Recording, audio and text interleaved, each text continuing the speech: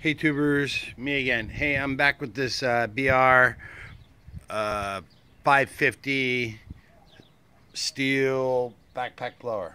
Dun, dun, dun. It's a big boy, a lot of power. So anyways, hey, we got to do the valves, adjust the valves on this thing. So I'm going to show you how to do it. This is how I do it. No, my name is not Sammy Steele. I didn't come right out of the factory or nothing, but this is how I do it. Okay, so you got three. They're like T25s or T27s. Take the starter off. Boom, that's done. Move that out of the way. Then you got 4 bolts up here to take the shroud off. There's one right there, one right there, and then if you tip it forward, there's one hole right down there. And then there's another one right over there on the other side. And so you take those out, and then make sure you disconnect the spark plug, push that boot inside, and take this cover off. Okay, done with that. So now, valve cover is right underneath it, there. Probably already know that. You need to undo this little T25. And there's another one right down here, T25. Pull back so you can get an idea where it is. It's right, the one right there, one right there.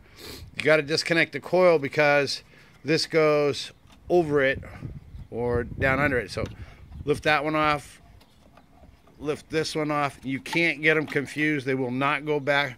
They will not go on the wrong way. See how smaller this one is, that one there. So just take them, throw those off to the side. Undo those screws again, like I said. Take and get this cover off. Boom. Man, we're flying through this, aren't we?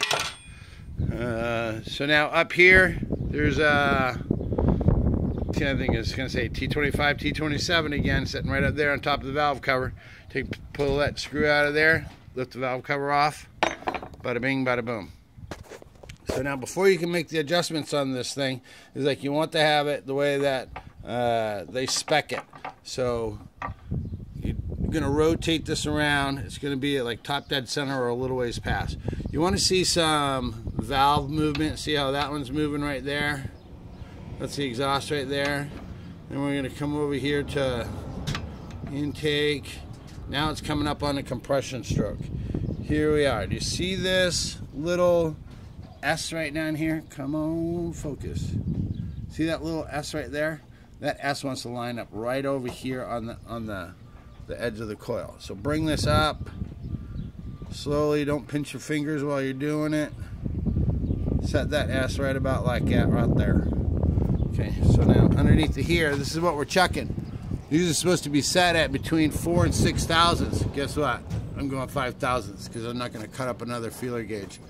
So like, look at this. Look how much room is in there. Can you see that right there? That's inches. We're not talking thousandths. That's probably about what, 1.5 feet right there? That's terrible. This one doesn't look too bad, but this one right here is terrible. So what you're going to need to do that is, if I'm looking around my handy dandy tool thing. Oh, here it is. Feeler gauge. I think I did another video show you what's going on. Guys, see right in here, see how this thing is cupped. There's a little right there, right there. Can you see that? It's cupped. You need a little, there's a special, steel makes a special feeler gauge to go in there. You think I'm going to go out and do that? Heck no. So, I've showed this one before. Here's my feeler gauges. Somewhere down in here, there's going to be one at about 5 thousandths. There it is. See it? Let me get this. It's hard to do this stuff one-handed. Okay. Here it is. See how I take and I cut that? So now when I want to go and check my adjustment, I just go and I slide right in there. Boom, bada bing, bada boom. Look at that. That's ridiculous. This one right over here. Let's check that. Yeah, a little bit. So anyways, 8mm wrench. It's going to take, and you're going to crank. These things are wicked stiff, and it doesn't take a lot of movement because I think it has like a more of a coarse thread on it. So to tighten it, you're going to pull it towards you. I just went about 1/4 of a turn because they're so far out of whack. And a little bit more. You're going to go just a squidge more. Here we go. Wow, a lot more. There we go. That's why this thing was so stinking hard to start. Okay, here we go.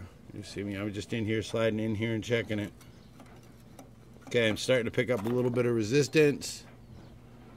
A little bit more.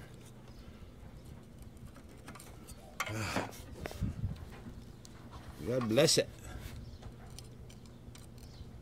Let's see, in there. Getting real close. Getting real close.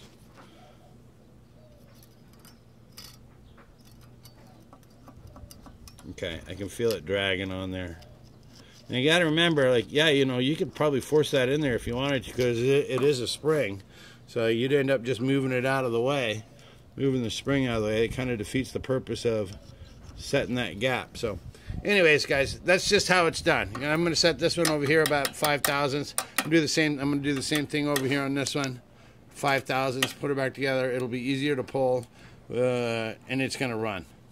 Okay. We'll show it running here in a little bit. Part 3 coming up. That's it. We're done. We're out.